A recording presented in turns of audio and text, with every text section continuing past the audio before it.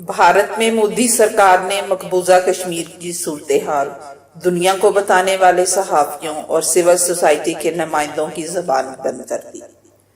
سچ کو چھپانے کے لیے مودی سرکار نے ایک اور برا قدم اٹھایا ہے۔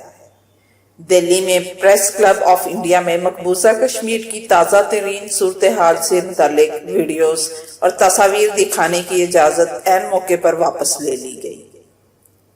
9 سے 13 اگست تک مقبوضہ وادی میں حالات کا جائزہ لینے والے بھارتی صحافیوں نے پریس کانفرنس میں مودی سرکار کو آئینہ دکھا دیا۔ بھارتی صحافیوں نے بتایا کہ انہیں سینکڑوں کشمیریوں میں سے صرف ایک شخص آرٹیکل 370 کی منسوخی سے خوش نظر آیا اور وہ کشمیر میں بی جے پی کا نمائندہ تھا۔ صحافیوں کے مطابق کچھ لوگ کہہ رہے ہیں کہ کشمیر میں آل از ویل ہے، حقیقت میں کشمیر آل از ہیل ہے۔ خاتون بھارتی صحافی کویتا کرشنن کا کہنا تھا کہ ہم نے آرٹیکل 370 کے بعد مقبوضہ کشمیر میں پیدا ہونے والی صورتحال کی تصاویر اور ویڈیوز دکھانے کا وعدہ کیا تھا، لیکن ہماری پریس کانفرنس شروع ہونے سے پہلے بتایا گیا کہ اب وہ یہ سب کچھ نہیں دکھا سکیں گے۔ دوسری طرف بھارتی حکومت کے اس اقدام کے خلاف شہریوں کی بڑی تعداد کشمیریوں سے اظہاری یکجہتی کے لیے اپنی حکومت کے خلاف مظاہرہ کرنے سڑکوں پر نکل آئی۔ پاکستان نے بھارت کے ساتھ اپنے سفارتی تعلقات کم کر دیے ہیں اور بھارتی سفیر کو پاکستان سے واپس بھیجا جا چکا ہے، جبکہ ریل اور بس کے رابطے بھی منقطع کر دیے گئے ہیں۔ تناؤ کے اس ماحول کے باوجود پاکستان کی طرف سے کرتارپور راہداری کی تعمیر جاری ہے اور اسی سلسلے میں بات چیت کے لیے مشرقی پنجاب کے وزیر اور بھارت کی طرف سے کرتارپور راہداری کے بارے میں بنائی گئی کمیٹی کے سربراہ سکھ جندر سنگھ رنداوا کی سربراہی میں مشرقی پنجاب کے 3 وزراء پر مشتمل ایک وفد کی پاکستان آمد کی اطلاعات ہے۔ پاکستان کی تمام سیاسی قیادت کو کشمیر کاس کے لیے متحد ہو جانا چاہیے۔ یہ سیاست کا وقت نہیں ہے۔ سب کی نگاہیں پاکستان اور دنیا کی طرف لگی ہوئی ہیں۔ عالمی سطح پر بھارت کو سفارتی شکست کا سامنا کرنا پڑا ہے اور کشمیر پر بھارتی قبضے کا معاملہ 50 سال بعد اقوام متحدہ کی سلامتی کونسل تک پہنچ گیا ہے۔ 50 سال میں یہ پہلا موقع ہے کہ سلامتی کونسل کشمیر کے معاملے پر اجلاس منعقد کر رہی ہے، جو عالمی سطح پر بھارت کی بڑی شکست ہے۔ دنیا دیکھ رہی ہے مقبوضہ کشمیر میں لوگوں پر ظلم و تشدد کیا جا رہا ہے۔ مسئلہ کشمیر صرف مسلمانوں کا نہیں، انسانی حقوق کا بہت بڑا مسئلہ ہے۔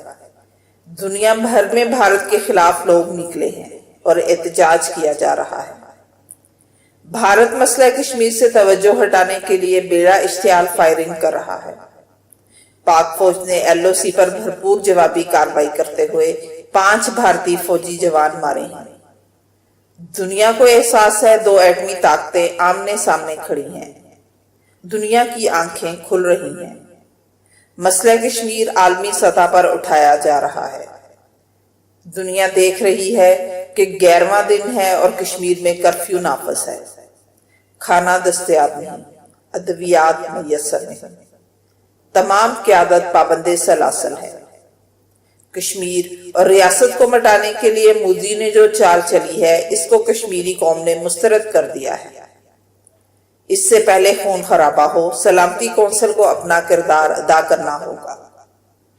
پاکستان کی توجہ افغانستان اور امن کی طرف تھی۔ 5 اگست کو جب زلم خلیل آئے تو ان سے کہا تھا کہ کشمیر کے متعلق بہت بڑی سازش ہو رہی ہے۔ بھارت میں آر ایس ایس کی وجہ سے اقلیتوں کے لیے کوئی جگہ نہیں بچی۔ وزیر اعظم نریندر مودی کی تقریر سب کی آنکھیں کھولنے کے لیے کافی ہے۔ بھارت خطے میں سپرمین کا کردار ادا کرنا چاہتا ہے۔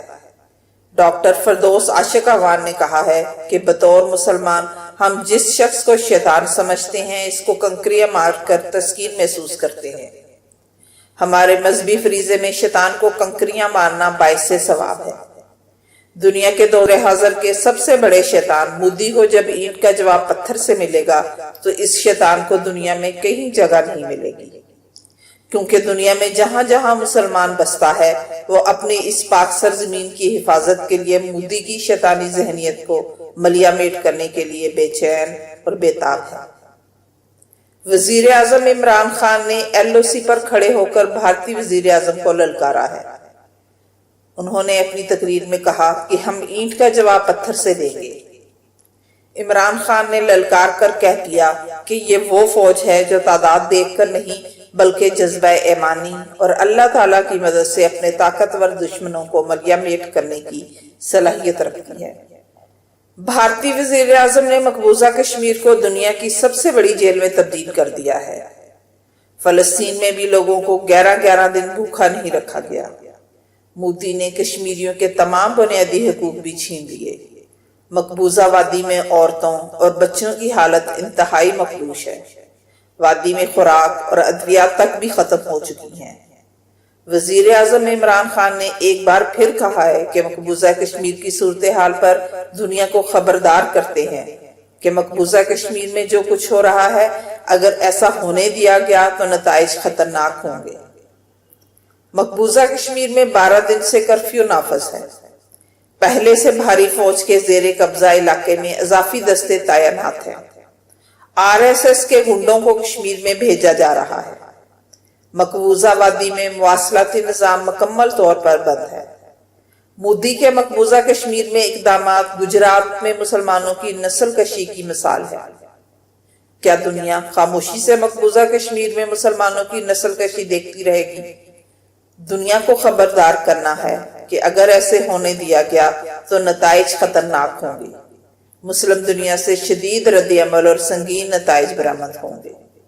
انتہا پسندی کو ہوا ملے گی اور تشدد کا نیا دور ابھرے گا۔